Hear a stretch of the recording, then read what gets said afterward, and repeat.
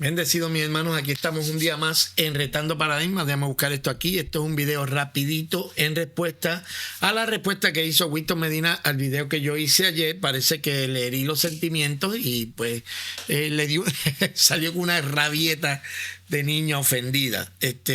No fue mi intención ofender tus sentimientos, Winston. Yo entiendo que tú eres frágil.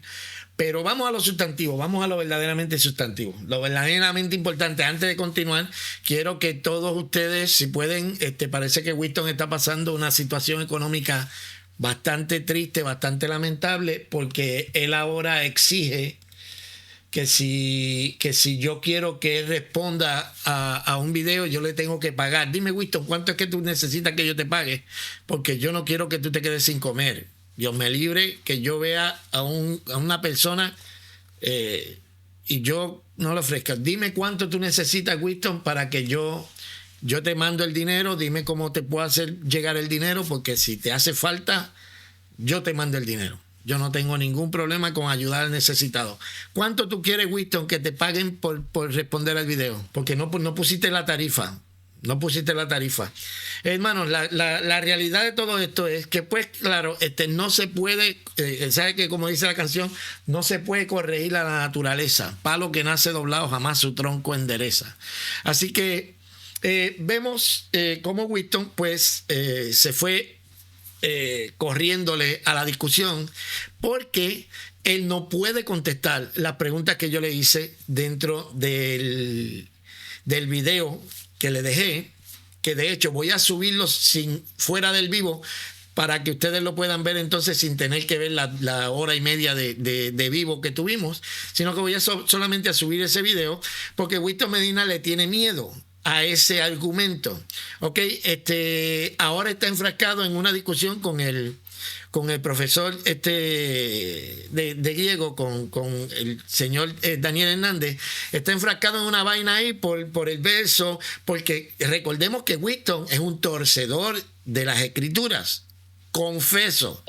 Tengo que admitir pues que se tiene que torcer mucho la Biblia, hacer muchos malabarismos hermenéuticos, interpretativos, para obligar que la Biblia dice lo que no dice.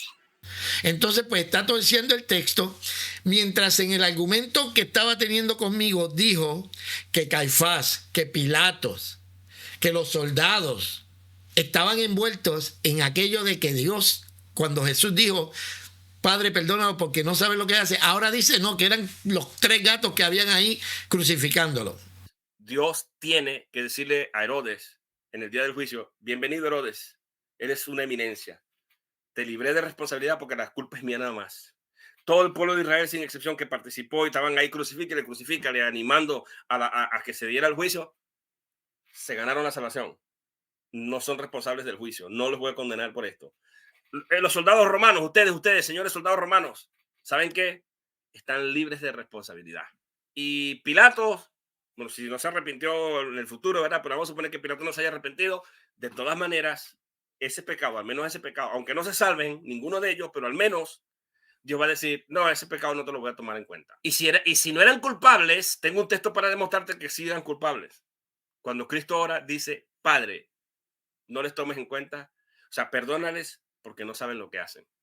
Pero ¿por qué los va a perdonar si ellos no eran culpables? ¿Por qué Cristo tiene que pedirle al Padre que los perdone a ellos que participaron si ellos no eran culpables de nada? ¿Perdonarlos de qué si la culpa es mía? La matarria es para mí. Vos sos un bobo cagao. O sea, porque él es un torcedor de la palabra, confeso. No es que lo estamos acusando de algo que él no haya confesado. Simplemente él es un torcedor de la palabra, confeso. Tengo que admitir pues que se tiene que torcer mucho la Biblia, hacer muchos malabarismos hermenéuticos, interpretativos, para obligar que la Biblia dice lo que no dice. Mientras estaba hablando conmigo, él metía a toda esa gente dentro del paquete de la gente por quien Jesús estaba hablando, pero como ahora no le sirve, pues entonces ahora quiere usar como un subterfugio a el griego, porque eso es lo que hace, él usa el griego para torcer las escrituras. Se tiene que torcer mucho la Biblia, hacer muchos malabarismos. Entonces ahora quiere tomar el griego para decir que cuando Jesús estaba hablando de Padre, perdónalo porque no sabes lo que hace, era a los 3 guardias que habían ahí, 3 policías ahí que lo estaban crucificando. Cuando el sentido que lo está explicando Daniel Hernández tiene muchísimo más sentido, es un argumento muchísimo más inteligente que decir que son estas 3 personas, o 4 personas, o 5 personas los que hayan habido ahí. O sea, para Winston Medina, el que le dio el pescozón a Cristo en el Sanedrín, no, ese no está envuelto dentro de esa oración. Pero esa es una discusión que él tiene con Daniel Hernández. Esa es la discusión que él tiene con Daniel Hernández. La discusión que él tenía conmigo y que hizo un video, pero ahora quiere que le paguen porque parece que parece que está muy frío en Carolina del Norte y no le da el dinero para pagar la calefacción. Winston, de nuevo, dime cuánto necesitas, yo te lo envío sin ningún problema. En serio te lo digo. Si tú necesitas, yo no quiero que tú te vayas a la cama sin comer. Yo dime cuánto tú necesitas y yo veo a ver cómo te hago llegar el dinero, porque al necesitado hay que ayudarle, al que tiene hambre hay que darle de comer. Ahora bien, en este momento yo voy a dejar la parte final del video que yo hice con las preguntas para Winston que él no quiso contestar porque le está huyendo al tema de la elección dentro de ese verso que metió las patas hasta las rodillas y ahora no encuentra cómo zafarse. Quiere usar como subterfugio el griego dentro de Lucas 23:34, pero allá lo tiene acorralado Daniel Hernández. Aquí no ha querido contestar y me exige, o sea, él tomó el tema como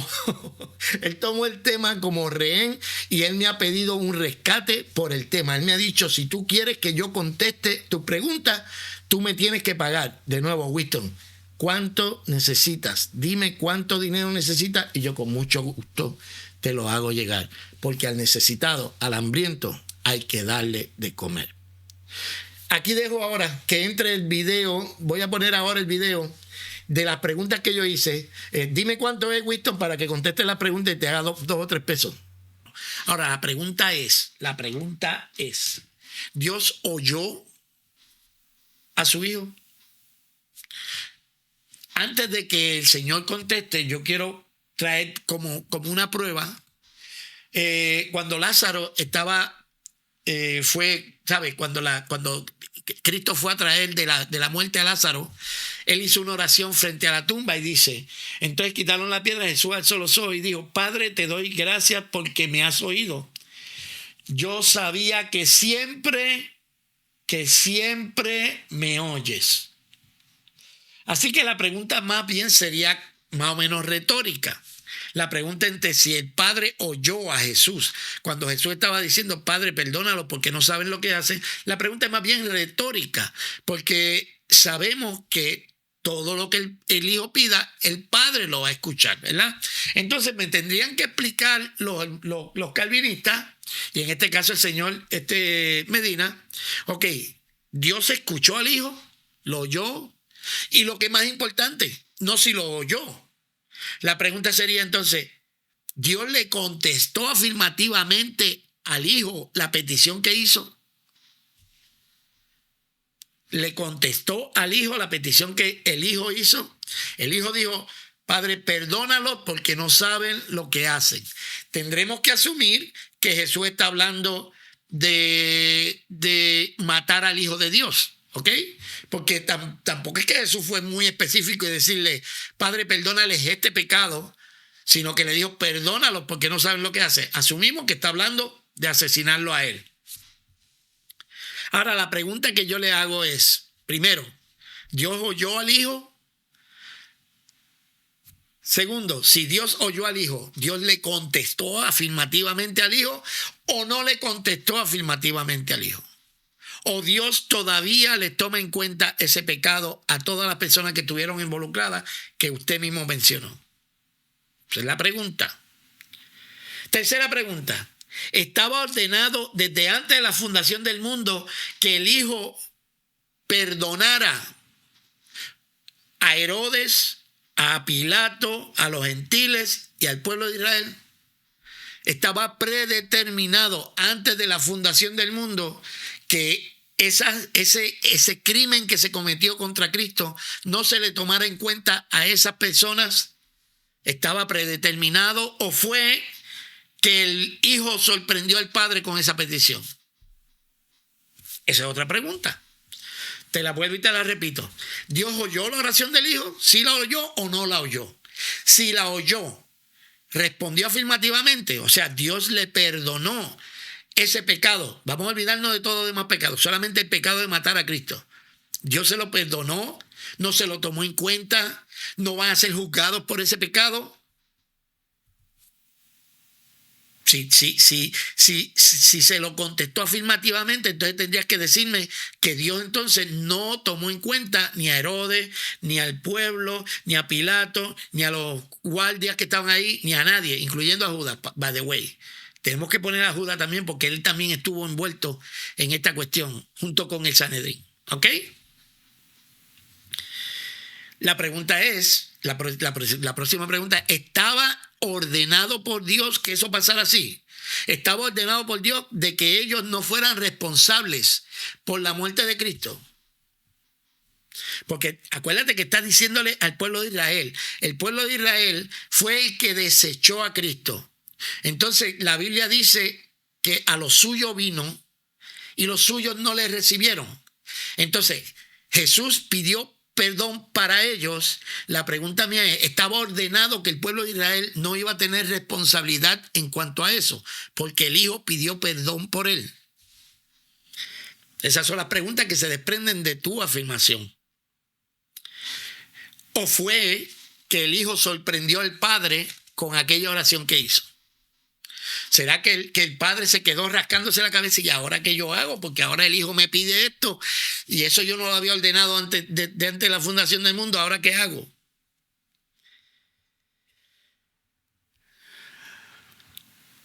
La próxima pregunta. ¿Estaban destinados aquellos por quienes Jesús oró a no ser responsables de aquel crimen? O sea, desde la fundación del mundo, dijo Dios, esta gente, Pilato, Herodes, los gentiles y el pueblo, van a matar a mi hijo, pero yo no lo voy a tomar en cuenta. Eso es como si nunca lo hubiesen cometido, porque el hijo va a interceder por ellos. ¿Sí o no? Ahora, la pregunta más que yo considero más importante de esto. ¿Jesús amaba a la gente que lo estaban matando? Esa es la pregunta que yo quiero que este señor me conteste. ¿Jesús amaba a aquella gente que lo estaban matando? Si la respuesta es no, Jesús no los amaba, la próxima pregunta sería, entonces, ¿por qué razón pidió que no se le tome en cuenta ese pecado? Si la respuesta es sí, entonces la pregunta sería, entonces Dios ama aún a aquellos que asesinan a su hijo. Entonces Dios ama aún a los pecadores al punto de interceder por ellos para que no se le tome en cuenta esa ofensa. Y la última pregunta, ¿no que Dios no ama a todo el mundo? Porque los calvinistas dicen que Dios no ama a todo el mundo, pero aquí estamos viendo cómo eso está intercediendo por gente que lo están asesinando, enemigos de Dios, pecadores que asesinaron al Hijo de Dios y por supuesto, sí, Winston, son culpables por su maldad, porque ellos no sabían lo que estaban haciendo en relación a que estaban matando al Hijo de Dios, pero sí sabían que estaban asesinando a un hombre inocente. Esas son las preguntitas que yo tengo para Winston Medina. Si él tiene a bien contestarla, bien. Si no tiene a bien contestarla, yo te entiendo. Esto es difícil de tragar, es difícil de asimilar, de que ustedes hayan estado pintando un Dios de odio, un Dios que odia a los pecadores, un Dios que está en constante lucha contra el pecador, un Dios que solamente ama a un grupito, un Dios que solamente ama a los que Él eligió antes de la fundación del mundo. Sin embargo, aquí vemos a Cristo intercediendo por aquellos que lo están matando, por aquellos que lo están asesinando. Ahí están las preguntas. Si tienes a bien contestarla, bien. Si no tienes a bien contestarla, muy bien también. No hay ningún problema. ¿Qué tú crees sobre esto? Tú que me estás escuchando y tú que eres calvinista y que tienes una mente abierta. ¿Qué tú crees sobre esto? ¿Qué tú piensas de este pasaje bíblico? Recuerden esto, yo nunca hubiese usado este pasaje bíblico para hacer un argumento. ¿Por qué? Porque hay manuscritos antiguos que no tienen ese pasaje bíblico. Hay algunos manuscritos antiguos que no lo tienen. Y como no lo tienen, pues entonces yo prefería abstenerme de usar ese verso bíblico. Pero como ya la eminencia Winston Medina nos dijo, no, eso es legítimo. Pues entonces si es legítimo, aquí están estas preguntas. ¿Ok? Así que nada, ahí te la dejo para que la pienses. Nos vemos en los comentarios.